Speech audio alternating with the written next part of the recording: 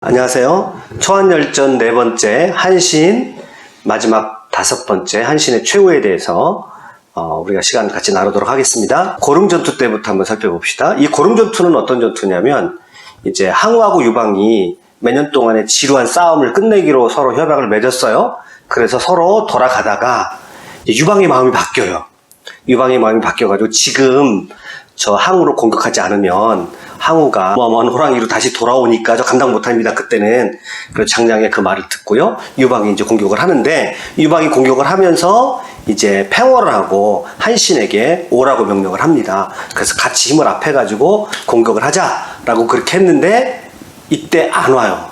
팽월도 안 오고 한신도 안 옵니다. 그래서 이제 고릉이라는 곳에서 한번 전투가 벌어졌죠. 유방이 쫓아가고 항우가 행성으로 도망가다가 다시 전투를 했는데 이때도 역시 붙기만 붙으면 이제 항우가 늘 이기니까. 그래서 이때도 유방이 깨지고 이제 참호전을 벌입니다. 그리고 나서 이제 화가 나는 거죠. 유방 입장에서는. 아니, 지금 오기로 약속을 해놓고는 안 오는 거예요? 안 오니까. 이때 이제 장량이 또 등장을 합니다.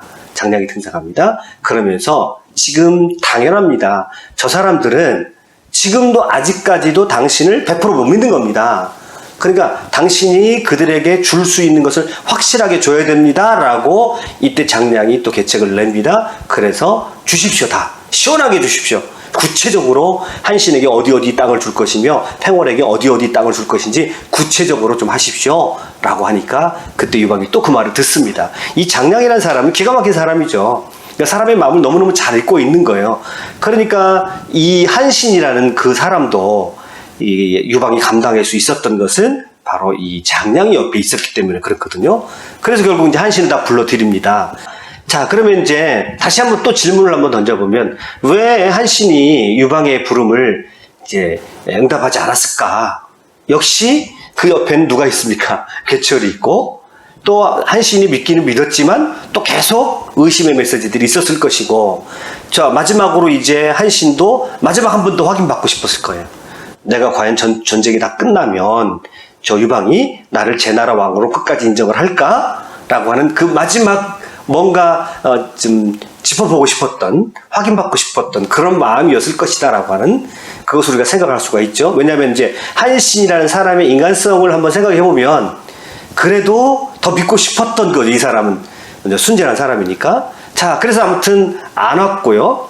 다시 장량의 계책에 의해서 장량은 그 한신의 마음조차 너무나 잘 알았기 때문에 자, 땅을 줬죠. 제 나라 땅을 구체적으로 적시하죠. 한두 거리 때 주니까 그제서야 한신이 마음이 풀립니다. 그래서 한신이 왔고요. 그래서 이제 마지막 전투가 벌어지는데 이게 이제 해화전투 장면인데 아까 말씀드렸어요. 이 고릉에서 이제 유방이 항우를 쫓아가다가 팽송으로 가는 항우를 쫓아가다가 이 고릉에서 다시 유방하고 항우가 붙어서 유방이 다시 졌다고 말씀드렸죠.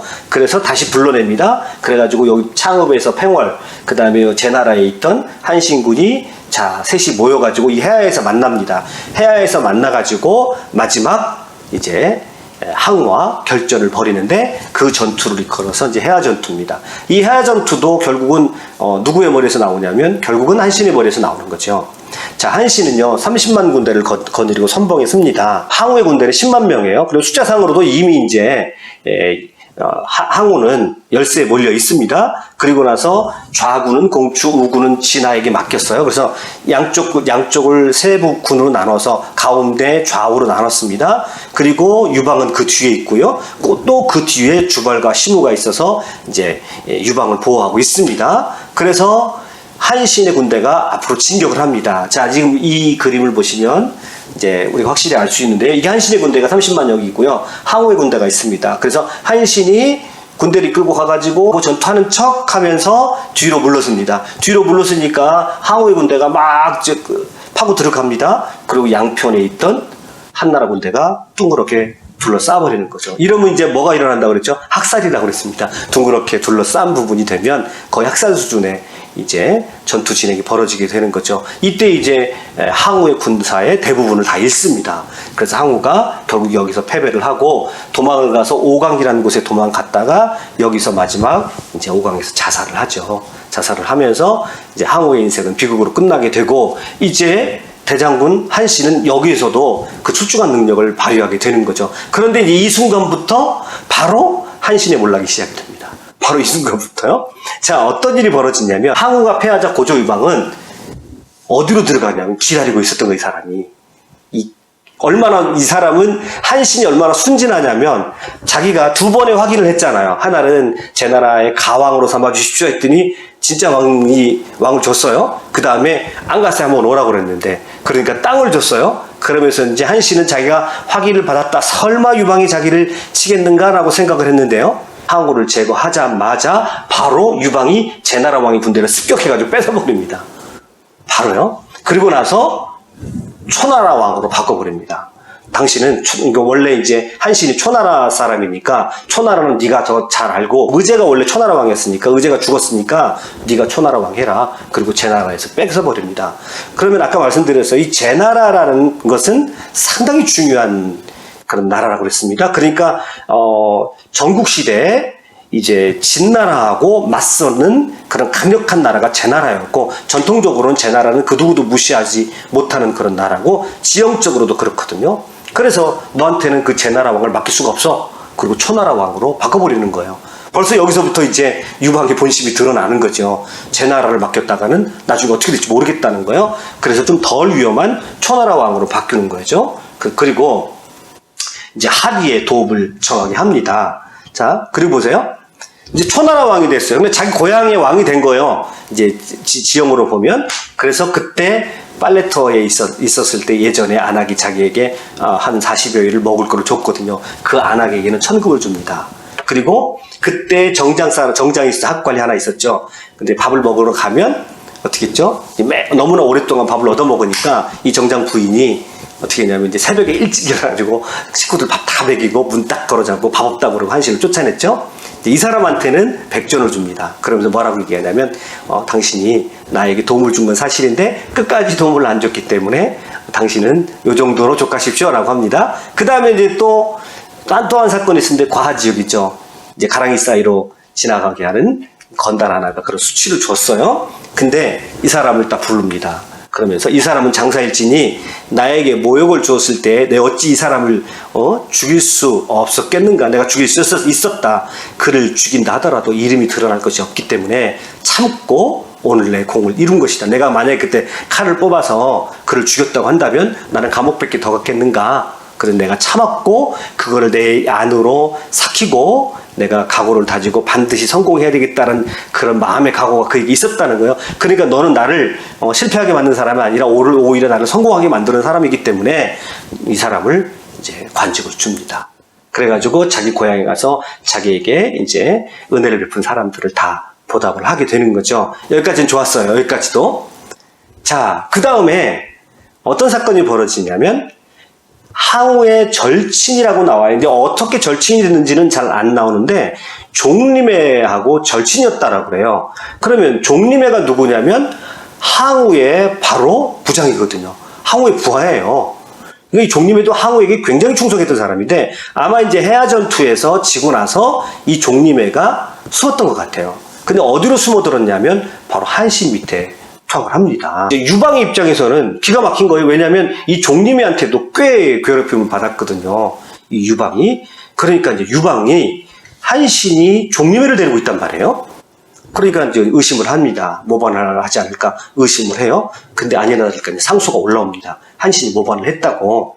그러면서 그 가장 트집거리가 뭐냐면 이제 항우 밑에 있었던 항우가 정말 아꼈던 장수가 종림회인데 종림회를 한신이 데리고 있다는 것은 굉장히 이제 이게 반역의 표시다 이렇게 이제 들어간 거예요. 그러니까 이제 조정에서 난리가 난 겁니다. 조정에서 난리가 난 거예요. 그래서 이게 사실이고 사실이 아니고가 중요한 게 아니라 이제 다 알고 있었습니다. 조정도 이 한신이 너무 커버렸기 때문에 한신이 지금 초나라 왕으로 밑으로 내렸습니다만은 여전히 한신은 대단한 사람이고 만약에 한신이 군대를 일으켜서 다시 전쟁이 벌어진다면 이건 승리를 장담할 수 없는 문제예요. 왜냐하면 한신은 거의 무에서 유를 만들어내는 그런 장수거든요. 이 사람은 자기가 스스로 군대를 모집해가지고 신병들만을 가지고도 지금 전투를 해서 아주 기가 막힌 전투를 2번이나 했던 사람이거든요. 그러니까 이 사람은 도저히 전쟁으로 해가지고 이 사람을 제압시키는 것은 좀 어려움이 있다. 그래가지고 조정 전체가 들고 일어나가지고 계책을 쌉니다. 그러니까 한신 하나 잡으려고 조정 전체가 모의를 한 겁니다. 그래가지고 이제 순행을 한다. 또 이렇게 표현을 했고요. 여기 보면 이제 고조본기에 보면 운몽으로 놀러 가는 척 하면서 이런 표현이 나와요. 그러니까 운몽으로 놀러 가는 척 하면서 진 땅에 진역이라는 곳으로 다 모여라 라고 그렇게 합니다. 제후들도 다 모일 것이다 라고 해서 그 근방의 제후들을 불러 모읍니다. 근데 한신이 안 갈 수가 없어요. 근데 한신도 이 유방이 점점 초나라에 가까이 오는 걸 보니까 불안하거든요. 그래서 한신도 이때 이제 회음열전에 보면 모반을 할까라고 고민을 합니다. 그런데 역시 순진한 한신이에요. 에이 설마 나를 죽이겠냐? 설마 나를 반역죄로 죽이겠냐 생각을 했고요. 근데 이제 자기 밑에는 종림회가 있단 말이에요. 그래서 종림회한테 가서 얘기를 해요. 자, 상황이 이렇다. 내가 의심을 받고 있다. 그랬더니 종림회가 불같이 화를 냅니다. 불같이 화를 내면서 너 나쁘다. 그러면서 이렇게 말합니다. 한나라가 초나라를 쳐서 빼앗지 않는 까닭은 내가 당신 밑에 있기 때문이요. 이렇게 얘기를 해요. 거꾸로. 그런 것 같지는 않은데, 이제 종림에도 과대망상인지 어쩐지 모르겠습니다만은, 또는 그런 상황이 진짜 있었을 수도 있습니다. 사람들이, 왜냐하면 종림에 하면 이 항우 밑에서 아주 용장했거든요. 그러니까 한신의 그런 능력에다가 또 종림에까지 있으니까, 초나라가 대단히 이제 강력하게 비칠 그럴 가능성이 있습니다. 아무튼, 이 종림에는 그렇게 생각했던 것 같아요. 내가 당신 밑에 있기 때문에, 유방이 당신을 함부로 못하는 겁니다. 만일 당신이 나를 자진해서 한나라에게 잘 보이려고 한다면 나는 오늘이라도 죽겠어. 그러나 너도 곧 뒤따라서 죽을 것이오라고 경고를 하고요. 이때 종림회가 자결을 해버립니다. 자결을 해버려요. 그러니까 이제 종림회의 머리를 담아가지고 유방에게 갑니다. 유방에 가요. 자, 그래서 한신이 종림의 목을 두고 유방을 찾아가 허리를 굽혔으나 유방은 의심을 풀지 않고 그 자리에서 한신을 체포해버립니다. 그냥 체포해버려요. 그러니까 여전히 한신은 계속해서 유방의 마음을 못 읽고 있고, 이제 유방은 아주 정치적인 머리를 써서 한신을 직접적으로 맞대했다가는 한신을 감당할 수 없을 것 같으니까 이렇게 조정 전체가 거국적으로 한신을 잡으려고 조정 전체가 모의를 한 겁니다. 그리고 한신이 얼마나 큰 존재라는 걸 알 수 있는 거죠. 잡히니까 한신이 분기해서 이런 말을 합니다. 그 유명한 토사구팽 얘기가 여기서 나오는 거예요. 재빠른 토끼를 사냥하고 나면 좋은 사냥개를 삶아 먹히고, 하늘을 높이 나는 새를 다 잡으면 좋은 알은 곡간에 처박히고, 적국을 격파하고 나면 책사도 버려진다고 하더니 이제 천하의 주인이 정해졌다고 하니 내가 쌈기는 것도 당연하겠구나 라고 그렇게 유방에 대해서 얘기를 하니까 유방이 마음이 안 좋죠. 그리고요, 죽이진 않아요. 그러니까 유방도 뭔가 한신을 죽이기에는 유방도 이제 불편한 마음이 있었겠죠. 그러면서 유방이 한신을 어디로 데려가냐면 체포해가지고요, 낙양으로 압송합니다. 낙양으로 압송해가지고요, 한신의 죄를 용서해 줍니다. 그리고 나서 초나라 왕에서도 내려오라고 하고, 회오무, 자기 고향 땅, 너는 고향 땅이나 가져. 그리고 고향으로 못 돌아가게 하고요, 자기 옆에 둡니다. 왜냐하면 한신이 멀리 떨어져 있으면 언제 어떻게 될지 모르니까, 또 사람들이 모일지 모르니까 자기 옆에 두고 이제 감시하겠다 이거죠. 그러면서 이제 너는 늘 조정에서 드나들고 여기서 내 밑에서 이제 조정이나 국사나 나랑 같이 얘기하고 나누자라고 이 정도로 수준으로 달래준 거죠. 한신은 한왕이 자기의 재능을 두려워하고 미워하는 것을 알았으므로 언제나 병을 핑계로 조에 나가지도 않고 수행하지도 않았습니다. 자, 한신은 이로부터 날마다 고조를 원망하며 불만을 품고, 자기가 주발이나 관영 같은 그 사람들과 같은 등급 아래 있다는 게 너무너무 이제 부끄럽게 여긴 거예요. 번쾌 같은 사람하고 내가 같이 얘기해? 굉장히 수치스럽게 생각합니다. 이 사람은 그러니까 자존심이 굉장히 센 사람이고, 그리고 자기를 장군, 그리고 천하의 대장군, 최고의 장군으로서의 정체성과 자부심은 대단했던 거죠. 그런데 그것이 어떤 정치적인 의미를 갖는 것에 대해서는 이 사람은 깊이 생각을 안 했던 거죠. 그걸 받아들이지 못했던 겁니다. 그러니까 괴철의 말을 받아들였어야 되는데, 이 사람만을 놓고 본다면 괴철의 말을 받아들였어야 되는 거죠. 근데 이제 그 중간에 또 재밌는 이야기가 하나 있는데, 다다익선 얘기예요. 그 얘기가 뭐냐면, 어느 날 이제 유방이 한신을 부릅니다. 그리고 한신하고 이제 대화를 나눠요. 한신하고 대화를 나누는데, 야, 한신, 너는 내가 몇 명의 군사나 다룰 수 있다고 생각하냐? 이렇게 물어보니까 한신이 한 10만 명쯤이요? 이렇게 말합니다. 그렇게 말하면 안 되죠. 이제 순진한 사람이에요, 이 한신이. 그러니까 유방이 살짝 기분이 나빴겠죠. 표정이 싹 바뀝니다. 그럼 너는 몇 명이나, 몇 명의 군사나 다룰 수 있겠냐? 그랬더니 이때 하는 말이 저는 많으면 많을수록 좋습니다. 저는 군대가 아무리 많으면 많을수록 그것을 잘 운영할 수 있는 사람입니다. 라고 이렇게 얘기하니까 순간적으로 조정 분위기가 싸해지겠죠. 한신이 안 되겠다 싶어가지고. 그렇지만 당신은 우리 같은 사람을 장군을 지휘하는 사람이니 당신이 더 높은 사람입니다. 그 점이 뛰어난 사람입니다라고 무말했지만 이때도 살짝 유방이 기분이 나빴겠죠. 그러니까 한신은 아부할 줄도 모르고 그 한신의 성격을 그대로 드러내주는 그런 사건이라고 할 수 있습니다. 자, 그 뒤에 이 장면은 제가 조금 믿기 힘든 장면인데 하여튼 사마천이 그렇게 기록을 했으니까 이제 받아들일 수밖에 없는 장면인데 진이라는 사람이 있어요. 이 진이라는 사람이 이제 거럽성이라는 곳에 이제 태수로 가면서 그때 회우멸전에 보면 진이가 거럽성으로 가기 전에 이제 이 한신하고 모반하는 장면이 나와요. 그러면서 한신이 뭐라고 얘기냐면 네가 거럽성 그쪽에 가서 바깥에 가서 모반을 하면 나는 이 함양 여기서 모반을 하겠다. 그래서 둘이 서로 이제 소통을 하면서 이제 모반을 하자라고 그렇게 모반하는 장면이 나옵니다. 그런데 이 모반하는 장면이 들통이 나죠. 나중에 들통이 납니다. 그리고 이 진이라는 사람을 이제 모반을 일으켰으니까 이때 고조가 이 진이를 잡기 위해서 친히 출정을 합니다. 그리고 출정 가 있는 사이에 한씨는 이제 함양에서 모반을 하기로 했는데 그게 들통이 났어요. 들통이 나니까 이제 이때 등장하는 사람이 여태우입니다. 한씨는 들어오라고 하시오. 한신이 들어오라고 하는데 한신이 말을 안 듣잖아요. 함부로 할 수 없으니까 누구 말도 안 들으니까 딱 한 사람 듣는 사람이 있죠. 누가 있습니까? 소하가 있죠. 소하 보고 시킵니다. 한신 좀 들어오라고 해라. 그러니까 소하가 가서 지금 이제 진이의 난을 다 황제가 직접 가셔서 황상이 직접 가셔서 정복을 했으니 축하연을 해야 됩니다. 황제께서 오시기 전에 다 모이십시오 라고 하는 거를 소하가 전하니까 소하만은 또 안 들을 수가 없거든요. 그전에는 이제 병들어서는 안 됩니다. 아파서 못 갑니다 라고 거절을 했었거든요. 할 수 없이 소하 말이니까 옵니다. 한신이 딱 오자마자 여태우의 사람에 의해서 잡히게 되죠. 그리고 여태우가 주저하지 않고 한신의 목을 쳐버립니다. 한신의 목을 쳐버려요. 그래서 한신은 비극적으로 죽음을 맞게 되죠. 그러니까 한신이라는 사람의 인물의 삶을 보면 절정에서 갑자기 나락으로 떨어져 버린 거죠.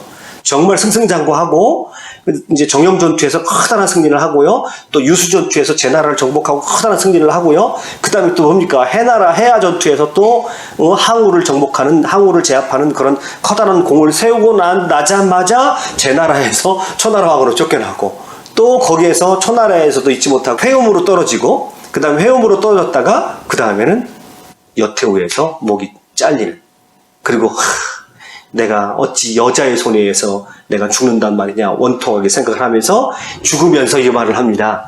내가 그때 괴통의 계책을 쓰지 못한 것이 안타까울 뿐이다. 아녀자에게 속은 것이 어찌 운명이 아니냐. 그리고 자기 운명을 한탄하면서 죽임을 당합니다. 비극이죠.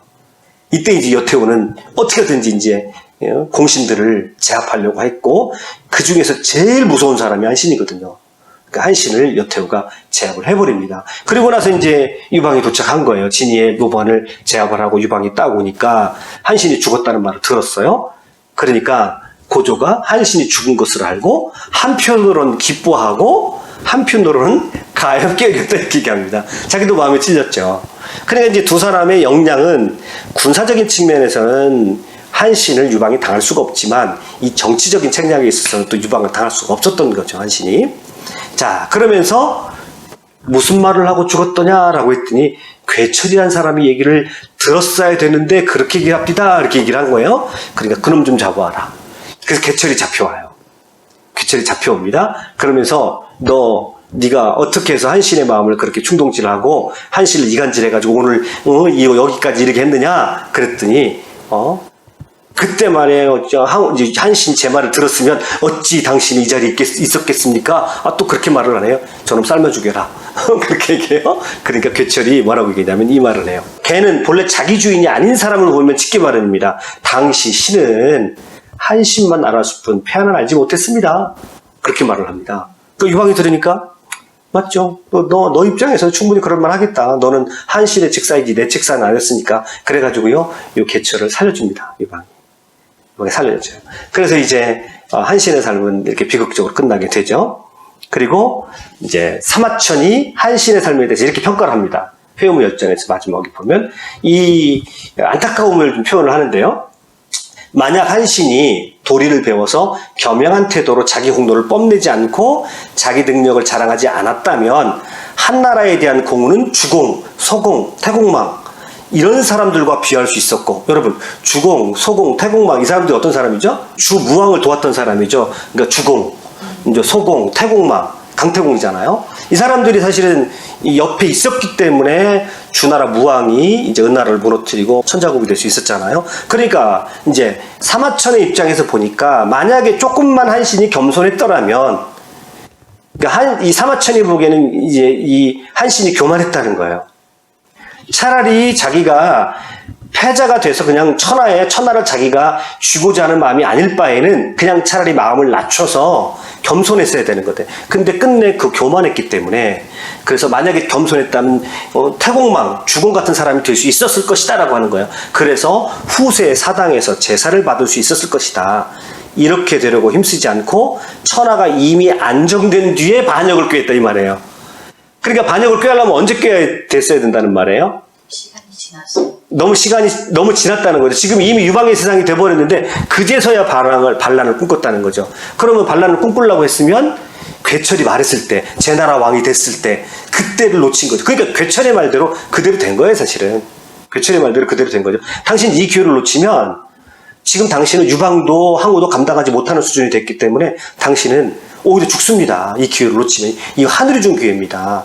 근데 그때 듣지 않았거든요. 그리고 나서 너무 억울하니까 천하가 안정된 다음에 반역을 꾀했으니 온 집안이 멸망당한 것이 당연하지 않겠는가. 그래서 사마천도 이제 아쉬움을 표현하면서 그의 교만함을 꼬집고 있어요. 사실은 그거거든요. 약간 거만하잖아요, 한신이. 내가 이 번쾌, 이 주발, 이따위하고 내가 지금 같은 대접 받겠냐고. 그래서 늘 불만을 했거든요. 그래서 낙양에, 함양에 끌려왔을 때에는 그는 아주 불만이 가득하고 뭐 조회도 잘 나가지 않는 그런 사람이었거든요. 그때서야 반란을 일으켰으니 한신의 운명이 제대로 마칠 수 있었겠느냐라고 그렇게 아쉬움을 표현합니다. 아무튼 이제 결혼을 맺으면 한신은 어떤 사람입니까? 이제 정말 생애 절정에서 급전직하 그냥 추락했던, 그래서 끝내는 여인의 손에 의해서 죽임을 당했는데 참 아쉬운 삶이죠. 참 아쉬운 삶이고, 그리고 만약에 이 사마천의 말대로 조금만 겸손했다면, 그리고 자기 처세에 대해서 조금 이 사람이 능숙했다면 그래도 살아남을 수 있을 가능성이 있었을 텐데, 이 사람은 또 처세에는 좀 약하거든요. 그리고 순진한 사람이고 마음이 고든 사람이잖아요. 그래서 결국은 비극적인 죽음을 맞이하게 되고 후대 사람들에게 두고두고 아쉬움의 소리를 많이 듣는 사람이 한신이죠. 그래서 이제 한신의 이야기를 5편 여기서 마무리하겠습니다. 여러분 수고 많이 하셨습니다.